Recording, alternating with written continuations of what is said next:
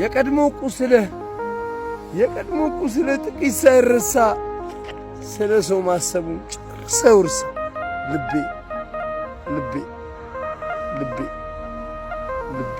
እጅግ በጣም ያሳዝናል። እባካችሁ በሰርግ መሃል ጥይት የምትተኩሱ ሰዎች ሕግን እንኳን ባፈሩ ፈጣሪን ፍሩ። አንድ ታዳጊ ሕፃን በሰርግ ደስታ መሃል በተተኮሰ ጥይት መመታቱ ተሰምቷል። ባለቤቴ ከዛሬ 3 ዓመት በፊት ከአንዲት ጓደኛዋ ጋር ጌስት ሃውስ ለጸሎት እንደሚገቡ ነገረችን። ክፍያውንም ክፈላለችን። ክፍያውን ከፈል ከጓደኛዋ ጋር ተያይዘው ሄዱ። ስትመጣ ግን አርግዛ ነበር የመጣችው። ሰላም እንደምናላችሁ ቤተሰቦቼ፣ ባላችሁበት ቦታ ሰላማችሁ ብዝት ይበልላችሁ። እኔ ወንድማችሁ አለው። ዛሬም ደግሞ አሪፍ በሆነ ቪዲዮ መጥቼላችኋለሁ። ከዚህ በፊት እንግዲህ በመሃል ጠፍቼ እንደነበር አውቃለሁ። አሁን ደግሞ ለየት ባለ ቪዲዮ መጥቼላችኋለሁ። በሰሞኑ እንግዲህ መነጋገሪያ የሆነና ብዙ ሰዎችን ያስደነቀና ያስገረመ አንድ ቪዲዮ ላሳያችሁና ከዛ በኋላ ሀሳብ የምንሰጥበት ይሆናል። ቀጥታ ወደ ቪዲዮ እንሄዳለን።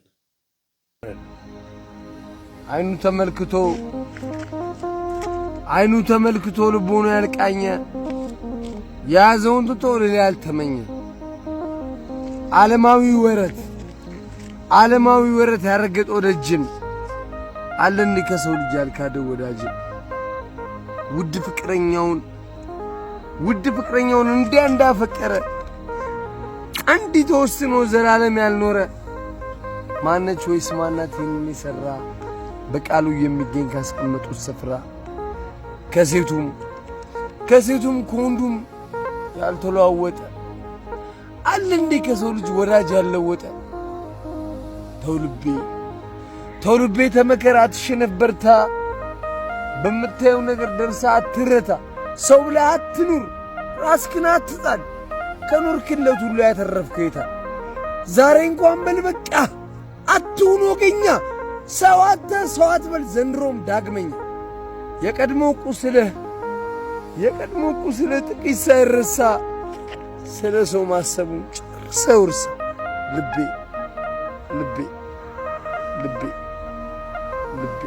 ቪዲዮን እንዳያችሁት ነው። በጣም ቪዲዮን እንደወደዳችሁ ተስፋ አደርጋለሁ። እንዳለ ፍቅር፣ መረጋጋት፣ መረዳዳት፣ መዋደድ የሚባለው ነገር እነሱ ጋር ያለ ይመስለኛል። አንዳንድ ጊዜ ፍቅርን ወደ ጸብ ቀይረናል። ፍቅርን ወደ ጥላቻ ቀይረናል። አንዳንድ ጊዜ መዋደድ ምን እንደሆነ እየገባን አይደለም። ይህ ቪዲዮ እንግዲህ ለነዛ ሰዎች ለተጋቡ አብሶ ትዳር ለፈጠሩና ገና ፍቅር ውስጥ ላሉ ሰዎች ይህ ነገር ትምህርት ነው ብዬ አስባለሁ። እና ቀጣይ ቪዲዮ ምንድን ነው? እስቲ ወደ ቀጣይ ቪዲዮ እንሄዳለን። እጅግ በጣም ያሳዝናል። እባካችሁ በሰርግ መሃል ጥይት የምትተኩሱ ሰዎች ሕግን እንኳን ባፈሩ ፈጣሪን ፍሩ። አንድ ታዳጊ ሕፃን በሰርግ ደስታ መሃል በተተኮሰ ጥይት መመታቱ ተሰምቷል። በሰርጉ ላይ የታደመው መላኩ ታደሰ የተባለ ግለሰብ መጋቢት 1 ቀን 2018 ዓ.ም ከምሽቱ 1 ሰዓት ከ45 ገደማ ሁሉም የሰርጉ ታዳሚዎች በደስታ እየጨፈሩ ሳለ እንደተለመደው ለደስታ መግለጫ ሽጉጡን ቃታውን ስቦ ወደ ላይ በመተኮስ ላይ ሳለ ድንገት በመሳት የ15 ዓመት ልጅ ሆዱን በሽጉጥ ይመታዋል። ከዛም በአፋጣኝ ወደ ጤና ተቋም የደረሱ ሲሆን ነገር ግን እንዲህ አይነት ኬስ በወቸማ ቀበሌ ጤና ጣቢያ ስለማይሰራ የመጀመሪያ እርዳታ ሕክምና አድርገው ወደ ዲላ ሪፈራል ሆስፒታል ሪፈር ይደረጋል። በሆስፒታሉም ለልጁ ቀዶ ጥገና አድርገውለት ጥይቱን ከሆዱ ያወጡለት ሲሆን ልጁ በአሁን ሰዓት በጥሩ ሁኔታ ላይ ይገኛል። ታዲያ እንደዚህ አይነት በሰርግ መሃል በደስታ መሃል የሚተኩሱ ጥይቶች የብዙ ወገኖቻችንን ሕይወት እየቀጠፉ ስለሆነ እባካችሁ አሁንም ጥንቃቄ አድርጉ። እንግዲህ ቪዲዮውን እንዳያችሁት ነው። አብዛኛውን ጊዜ ሰርግ ሲመጣ ወይ ደግሞ ሰርግ ላይ የሚሆነው አንድ ነገር አለ። ሰው እየተኮሰ ያለው በአሁኑ ሰዓት ጥይት ነው፣ መሳሪያ እየተኮሰ ነው ማለት ነው።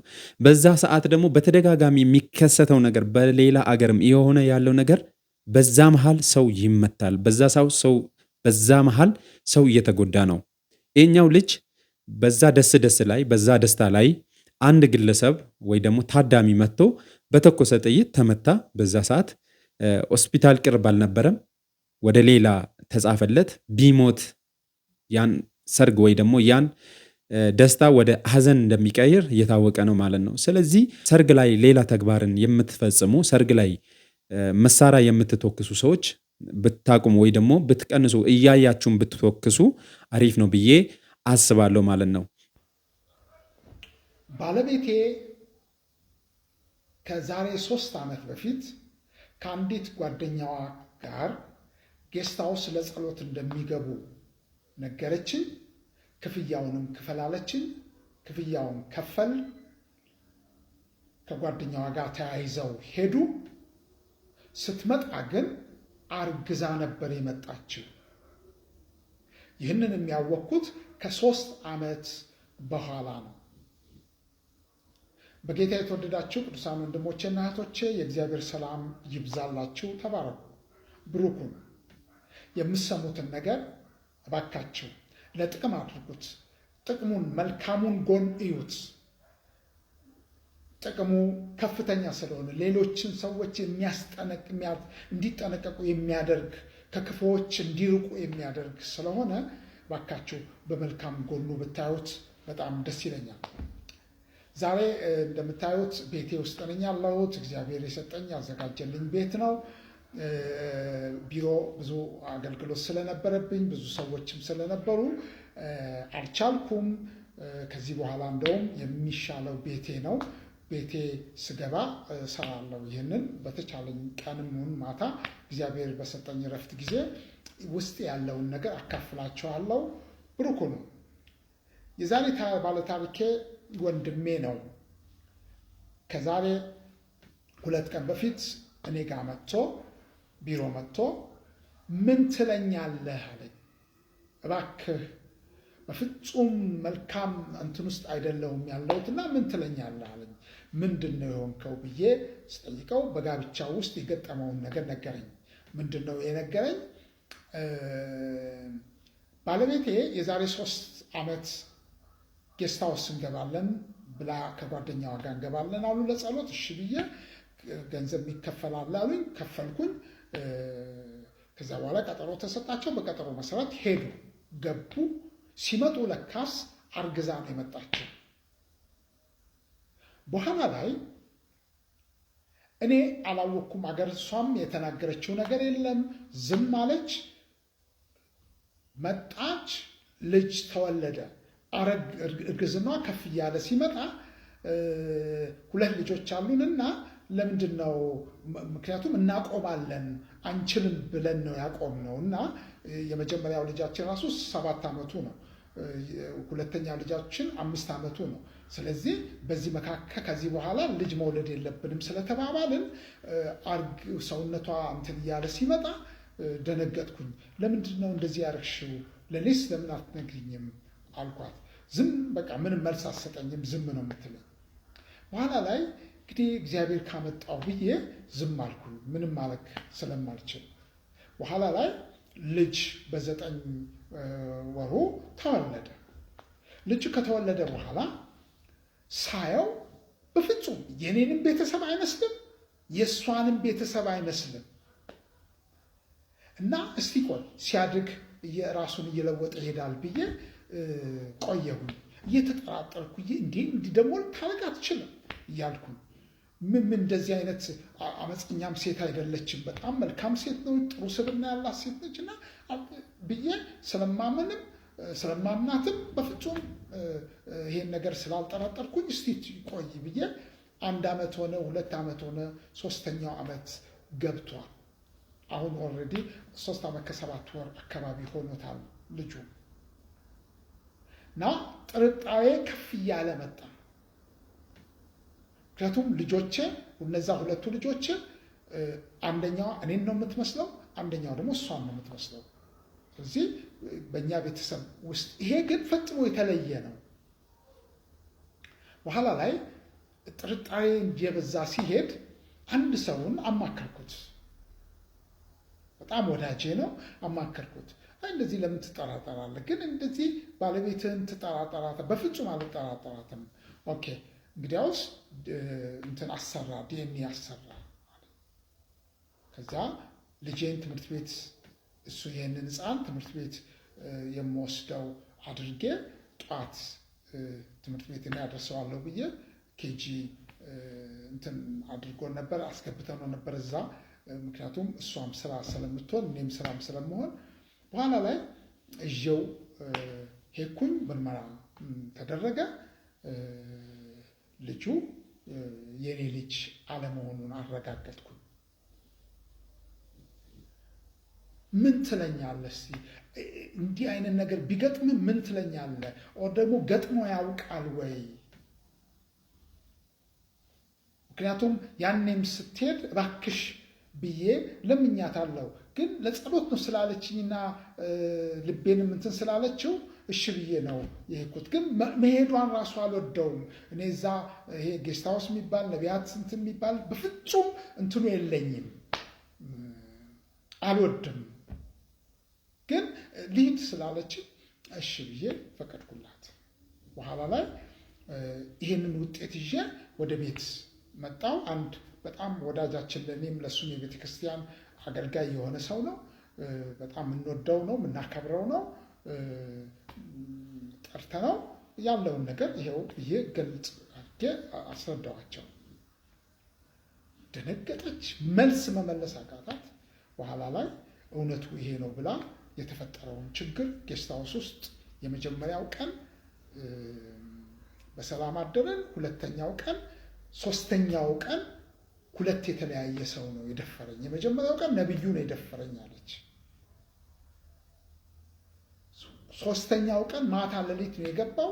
እኔ ለጸሎት የሚገቡ መስሎኛል። አቋርጬ እንኳን እንዳልመጣ 3 ቀን ነው ያልኩትና ባለቤቴን ይጠረጥረኛል ብዬ ዝም ብዬ ማደርም አልፈለኩኝም። በጣም ተረብሻለሁ። በኋላ ላይ ግን ምንም ማድረግ ስላልቻልኩኝ አድሬ ጓደኛዬም እንዳታውቅ ስለፈለኩኝ፣ ሌላ ክፍል ነች እሷ፣ እንዳታውቅ ስለፈለኩኝ እንትን አደረግኩኝ፣ ዝም አልኩኝ። በኋላ ላይ በሁለተኛውም ቀን ሌላ ደግሞ አንድ ሰው ለጸሎት የሚገባ መሰለኝ ከፈተ፣ ገባ፣ መጸለይ ጀመረ።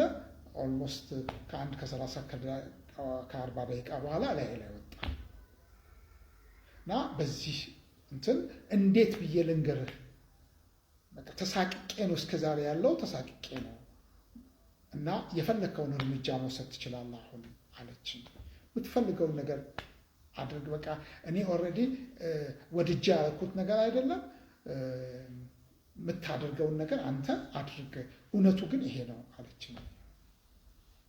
በጣም ልብ የሚሰብር በጣም የሚያሳዝን እውነት ነው። በጣም ያሳዝናል። በቃ በጣም ያሳዝናል። በጌታ የተወደዳችሁ ቅዱሳን ወንድሞች ትዳራችሁን የመጠበቅ ኃላፊነት አለባችሁ። ትዳራችሁን ጠብቁ። ትዳራችሁን ከእናንተ ውጪ ሚስቶቻችሁ ወይ ደግሞ ባሎቻችሁ እንዲህ አይነት ቦታ እንሂድ ሲሉ እንዴት ትፈቅዳላችሁ? እነዛ እኮ አራዊት ናቸው፣ የሰው ስብዕና የሌላቸው አጋንንት በአጋንንት ነግሬያቸዋለሁ። እንዴት ሆነው ለዚህ ነገር እንደሚታጩ ነግሬያቸዋለሁ። በዚህ በክፉ መንፈስ ውስጥ ያሉ ሰዎች ናቸው። የሚሰሩትን የሚያደርጉትን ነገር አያውቁም። በጣም ልብ የሚሰብር ነው። የነዚህ እህቶች እህቴና ወንድሜ ጋብቻ ትልቅ አደጋ ውስጥ ነው ያለው። ብዙ አነጋግሬያቸዋለሁ። አንድ ወንድም ሌላም ሰው እስካሁን ድረስ አልጋችንን ለይተን ነው ያለነው አለኝ። ጌታ ይርዳቸው። ለእነዚህም ወንድሞቼና እህቴ ጸልዩላቸው። የምንችለውን ነገር እናድርግ። ጌታ መልካም አምላክ ነው። ከክፉዎች ሰዎች ይጠብቃችሁ። ባካችሁ ትዳራችሁን ጠብቁ። ትዳራችሁን በተቻላችሁ መጠን እናንተ በሌላችሁበት ቦታ ቤታችሁም ቢሆን አገልጋይ እንዲመጣ አትፍቀዱ። በጌታ ፍቅር ነው የምላችሁ። እናንተ በሌላችሁበት ቦታ በፍጹም እንደዚህ አይነት ልምምድ አታስለምዱ ቤታችሁ ውስጥ። እናንተ ባላችሁት ጊዜ ነው ሌሎች አገልጋዮች መምጣትም ያለባቸው። እናንተ ባላችሁ ጊዜ ነው። ምክንያቱም ብዙ አይነት ሰዎች ናቸው ያሉት። ብዙ ሰዎች ተጎድተዋል። በዚህ ነው ያውቃለሁ። ስለ ጌታ ብለው ነው ሸፍነው ያሉት። እና በእውነት የምሰማው ነገር አንዳንድ በዚህ አገልግሎት ውስጥ ሳልፍ የሰማሁት ነገር ድሮ ከማውቀው ነገር በጣም የተለየ ነው። ጌታ እንግዲህ መልካም ነገር ያደርጋል። ክፎችን እግዚአብሔር ይቀጣል። እኛንም እግዚአብሔር ነፃ ያወጣናል። ይሄንን አገልግሎት ነፃ ያወጣል። ተባረኩ። ሻሎም ሻሎም ሻሎም። በዚህ ቪዲዮ ላይ እጅግ በጣም አነጋጋሪ የሆነው ነገር ይሄ ነገርም አለ እንዴ የሚያስብለው ነገር ነው ማለት ነው። ስለዚህ ሀሳብ አልሰጥበትም፣ እናንተ ሀሳብ ስጡበት እላቸዋለሁ። ተመልካቾቼ ከመጀመሪያ እስካሁን ድረስ የኔም ቪዲዮ ስትመለከቱና ስታዩ ነበረ። እንደዚህ አይነት የመሳሰሉ ቪዲዮዎችን ለእናንተ እንዳቀርብላችሁ ከፈለጋችሁ የኔን ዩቱብ ሰብስክራይብ በማድረግ ቤተሰብ እንድትሆኑ ጠይቃችኋለሁ። መልካም ጊዜ ይሁንላችሁ። አመሰግናለሁ።